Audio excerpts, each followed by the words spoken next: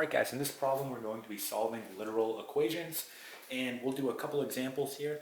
And in our first examples, there is a couple of ways we can go about solving this. So again, they want us to solve for x here.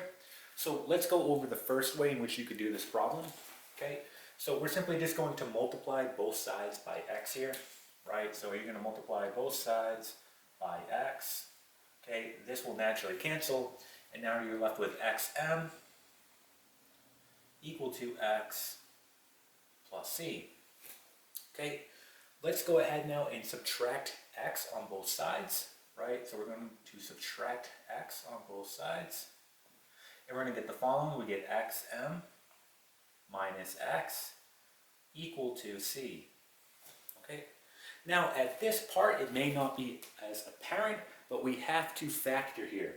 And we can factor out an x, right? So let's go ahead and do that. So I'm just going to draw a dotted line so we know we're moving on. I'm going to factor out an x here between these two terms. So I pull out an x, and now I have m minus 1.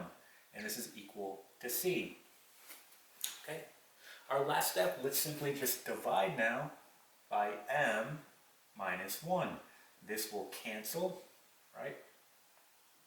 And so my final answer here is going to be the following. X equals c over m minus 1. Okay, so we just solve for x here. Okay, so that is option 1. Let's talk about option 2 for solving this problem. Okay, so I just went ahead and erased the board, and we're going to go on to option 2 for solving the same problem.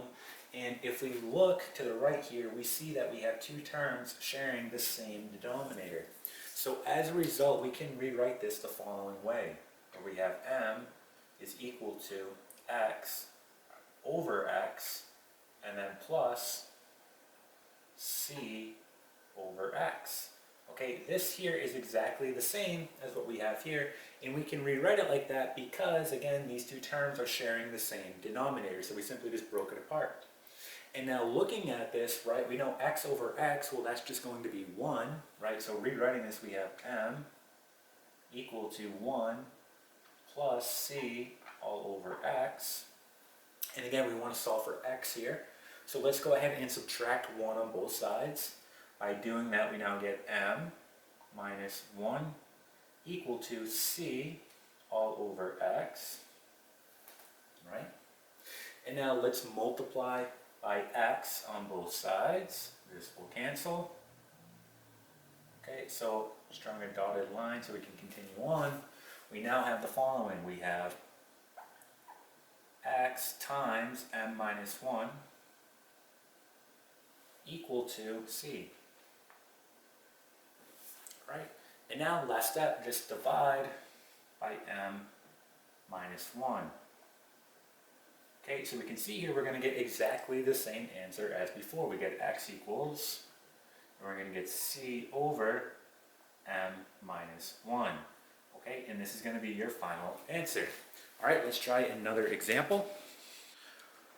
Alright guys, so here's our next example. So again, in this one they want us to solve for a. So let's think about how we can do this.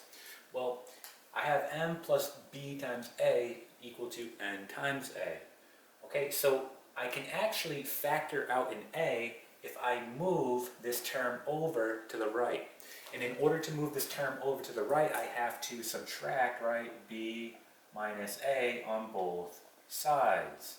Okay, and by doing this, you're now going to get the following, right? This will cancel. We get m equal to n times a, and then minus b times a, right? So we can now see, right, I can factor out an a between my two terms here. So let's go ahead and do that. So I'm going to have m equal to, now let's factor out an a. So we have a, and then in parentheses we have n minus b. Okay? And now our last step, right, we just want to divide by n minus b on both sides, right? This will cancel. What we want, and we'll have the following. We have a is equal to m over n minus b.